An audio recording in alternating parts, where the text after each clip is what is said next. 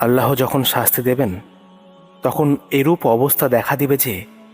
দুনিয়াতে যেসব নেতা ও প্রধানের অনুসরণ করা হতো তারা নিজ নিজ অনুসরণকারীদের সাথে সকল সম্পর্ক বিচ্ছিন্ন করার কথা ঘোষণা করবে, কিন্তু তা সত্ত্বেও তারা অবশ্যই শাস্তি পাবে এবং তাদের সকল উপাদানের সম্পর্ক ও কার্যকরণ ধারা ছিন্ন হয়ে যাবে। আর দুনিয়ায় যারা তাদের অনুসরণ করত তারা বলবে, হায় হায়, আমাদেরকে আবার যদি সুযোগ দেওয়া হতো তাহলে আজ এরা যেমন আমাদের সাথে সম্পর্ক ছিন্ন করে নিজেদের দায়িত্বহীন থাকার কথা ঘোষণা করছে, আমরাও তাদের সাথে সকল সম্পর্ক ছিন্ন করে দেখিয়ে দিতাম। আল্লাহ অবশ্যই তাদের সকল কাজ, যা কিছু তারা দুনিয়াতে করেছে, তাদের সম্মুখে এমনভাবে উপস্থিত করবেন